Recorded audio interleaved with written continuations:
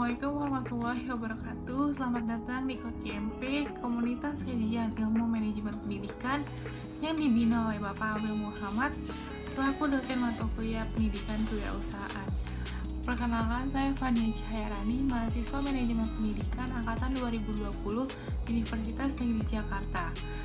Di video kali ini saya akan menjelaskan bagaimana solusi yang tepat bagi para pemimpin dalam menghadapi era VUCA. Untuk lebih jelasnya, kita bisa lihat di video berikut ini. Sebelum kita mengetahui solusi dalam menghadapi VUCA, alangkah baiknya kita memahami apa itu VUCA sendiri. VUCA merupakan singkatan dari Volatility, Uncertainty, Complex, dan Ambigu. Yang pertama, volatility atau bergejolak, digambarkan bahwa saat ini tidak ada bisnis yang berjalan dengan stabil karena cepatnya laju kemajuan teknologi.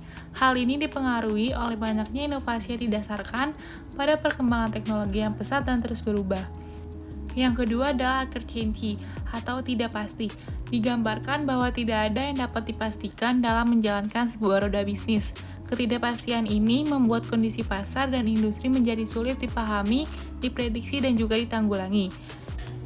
Yang ketiga adalah kompleks atau kekacauan, digambarkan dengan bisnis yang semakin sulit.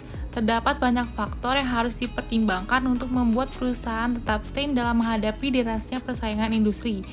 Yang keempat merupakan ambigu atau tidak jelas, penggambaran sekat-sekat area bisnis yang kian menggambur atau hilang. Di era sekarang, banyak pemain bisnis baru yang kehadirannya tidak dapat diduga. Pemain bisnis lama yang semula tidak bersinggungan dengan area bisnis kita dapat mengekspansi area bisnisnya dan mengambil lahan yang sama, sehingga dapat dikategorikan sebagai kompetitor.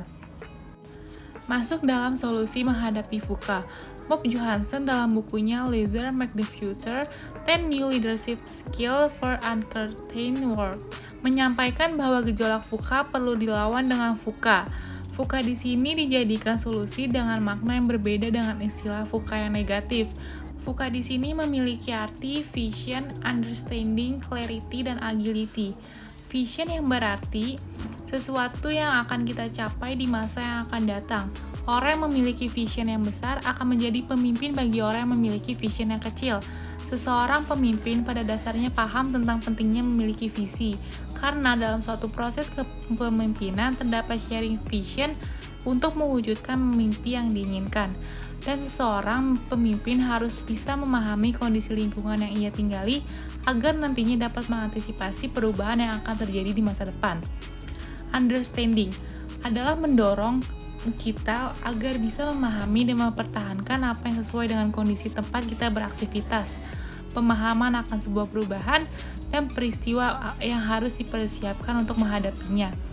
Pemimpin harus bisa mempunyai kemampuan dalam mengendalikan diri dan organisasinya di situasi yang sulit dan dapat terus berjalan di saat orang lain di sekitarnya mulai kehilangan harapan.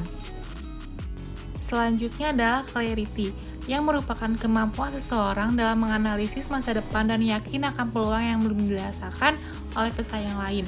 Seseorang pemimpin harus memiliki kemampuan yang jelas dan tegas tentang apa yang akan dan sedang dilakukan untuk mewujudkan visinya.